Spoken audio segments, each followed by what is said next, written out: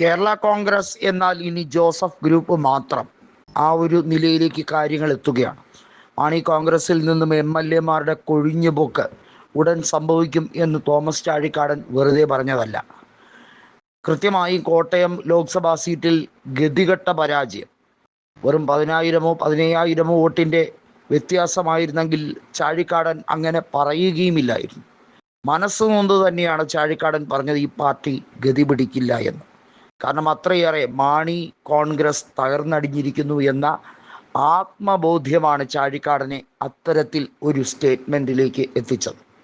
Appu John Joseph ഇപ്പോൾ കോർഡിനേറ്ററായി ചുമതല വഹിക്കുന്ന ഒരു സ്ഥാനമാനം കൂടി എത്തിക്കഴിഞ്ഞിരിക്കുന്നു.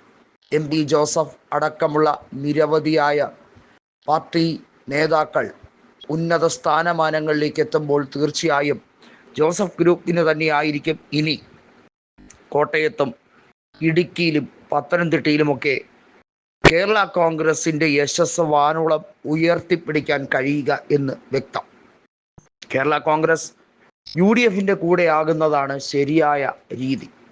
അതുതന്നെയാണ് കേരളത്തിൽ ഇന്നേ വരെ മതേതരത്വ കേരളം അംഗീകരിച്ചിട്ടുള്ളത്. അതിൽ വിള്ളൽ വരുത്താൻ മാണി കോൺഗ്രസ്സുകാർ, അതായത് ജോസ് കെ മാണി പറയുന്നതും കേട്ട് തെറ്റായ വഴി സ്വീകരിച്ചവർക്ക് ഇപ്പോൾ തിരുത്താനുള്ള സുവർണ അവസരമാണ് എന്നൊരു താക്കീത് കൂടി കടുത്തുരുത്തി MLA ആയ മോൻസ് ജോസഫ് കൊടുത്തിരിക്കുകയാണ്. അപ്പു ജോൺ ജോസഫ് പാർട്ടിയിലേക്ക് ഉന്നത സ്ഥാനങ്ങളിലേക്ക് എത്തുന്നതുമായി ബന്ധപ്പെട്ട കാര്യം മാത്രമല്ല, രണ്ട് പ്രശ്നങ്ങൾ പ്രധാനമായും വരുന്നുണ്ട്. ജനപക്ഷം സെക്കുലർ BJPയിലേക്ക് ലയിക്കുമ്പോൾ PC ജോർജും മകൻ ഷോൺ ജോർജും മാത്രമേ പോയുള്ള അണികൾ PJ ജോസഫിൻ്റെ കൂടെ ചെന്നു എന്നുള്ളതാണ് എടുത്തു പറയേണ്ട കാര്യം. അത് PC ജോർജും തുറന്ന് സമ്മതിക്കുന്നുണ്ട്. വാസ്തവത്തിൽ അതുതന്നെയാണ് PJ ജോസഫിൻ്റെ ഏറ്റവും വലിയ കരുത്ത്. നേരത്തെ ഫ്രാൻസിസ് ജോർജ് അടക്കമുള്ള പ്രമുഖർ PJ ജോസഫ് ഗ്രൂപ്പുമായി ലയിച്ച് ഫ്രാൻസിസ് ജോർജ് നിലവിൽ കോട്ടയത്ത് റെക്കോർഡ് ഭൂരിപക്ഷത്തോടു കൂടി ജയിച്ച് MP ആയതും ഇത്തരത്തിൽ ഒരു രാഷ്ട്രീയ സാഹചര്യം ഉൾപ്പെടെയുള്ളത് ചർച്ച ചെയ്യപ്പെടുകയാണ്. മാത്രമല്ല മറ്റ് പല കാരണങ്ങൾ കൂടിയുണ്ട്.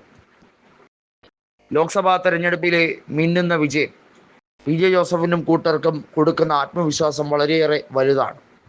നിയമസഭാ തെരഞ്ഞെടുപ്പിൽ മത്സരിക്കുന്ന സീറ്റുകളിലെല്ലാം വിജയക്കൊടി പാറിക്കാൻ ഇത്തവണ കഴിയും എന്ന ആത്മവിശ്വാസം കൃത്യമായും കേരള കോൺഗ്രസ് ജോസഫ് ഗ്രൂപ്പ് ഉയർത്തിപ്പിടിക്കുന്നു.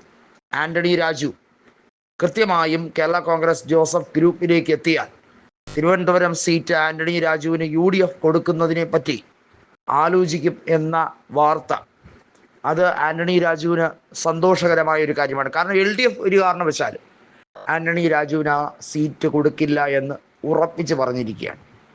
അത്തരത്തിലേക്കാണ് വരുന്നത്. തീർച്ചയായും PJ ജോസഫിലൂടെ കൂടുതൽ UDFന് ശക്തി പകരുന്ന രാഷ്ട്രീയ നിമിഷങ്ങളാണ് കേരളത്തിൽ ഉടലെടുത്തിരിക്കുന്നത്.